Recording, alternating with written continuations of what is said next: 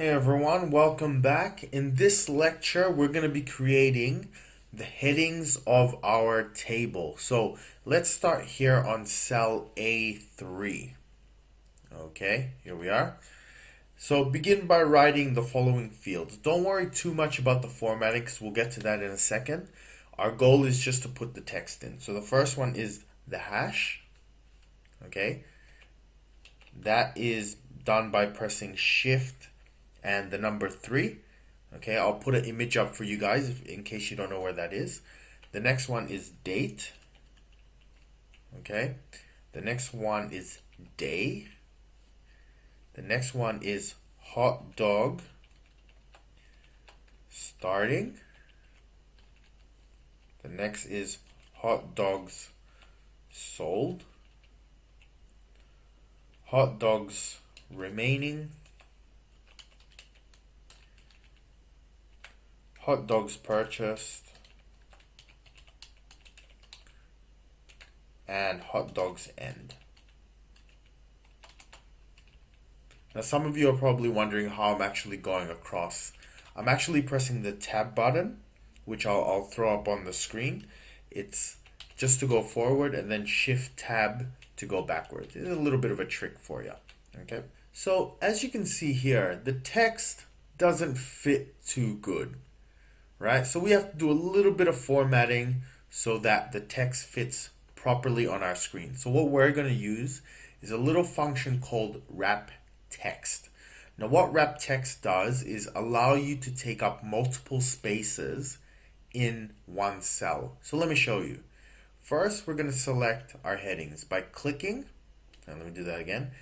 Click and drag all the way to the end, to hot dogs end. Then we're going to go up here. So we're going to go home, right?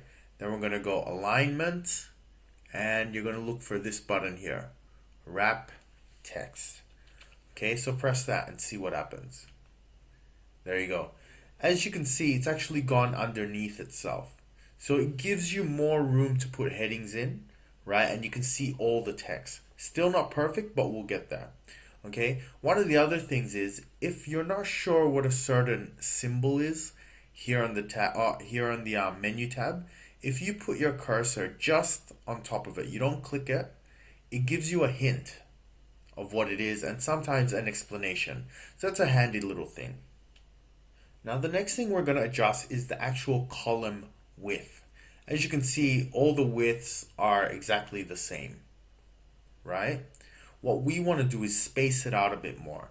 So the way you do that is between any given letters, there's a line. And if you put your cursor on that line, like so, it changes to this black line with arrows on it. If you click that, you can adjust how big or how small that column is, right? So we're going to do that for each one. For the A, let's make it a bit smaller. Doesn't matter the exact number because you can always adjust it later. The date, we're going to make that a bit bigger for later. The Monday, the day, the same thing. Now, one of the cool things you can do with Excel, and one of my workmates loves to do this, almost inappropriately, just puts it in everything.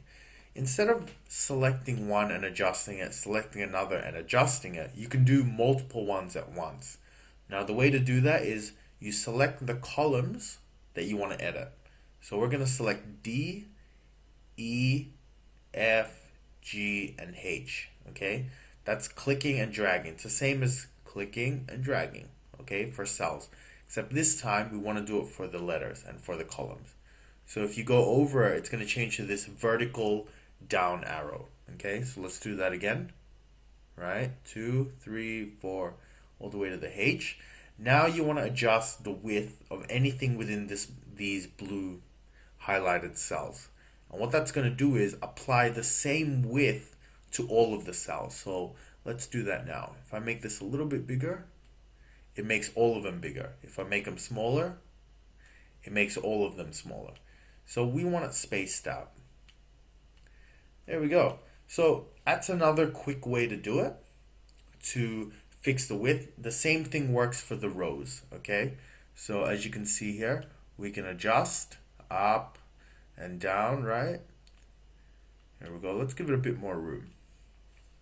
And there you go. That's how you adjust column widths and row widths and heights. Now the next thing we're going to do is apply a little bit of a bold formatting. So we're going to do that by selecting all these headings and then going up here to what we've done earlier and clicking bold. There we go. So now it looks a lot more like a heading. Next thing we're going to do is apply some alignment formatting. So what does alignment mean?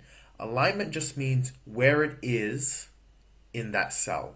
So as you can see here, the day is in the bottom left, and all of these are in the bottom left. We want it to be in the center, right? So the way to do that is, again, select what you want to edit, right? And we're going to be working now up here. Now, as you probably noticed, with all the formatting that we've done, we haven't really moved anywhere. We've always remained in this section here. And this is what I've been saying about Microsoft Excel 2007, where everything is just together. You don't have to be jumping around. Yeah.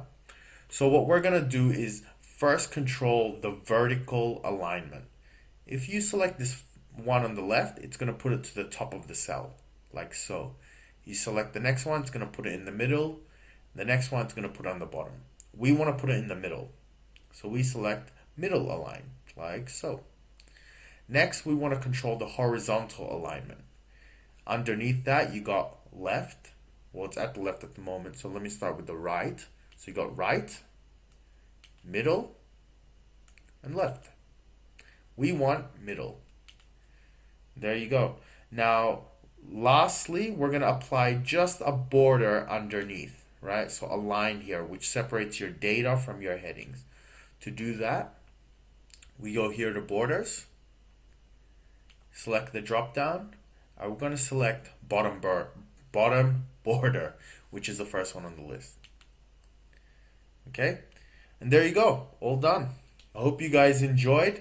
It's a very quick one, very simple, and already you can tell these are headings. Alright guys, I will see you next time.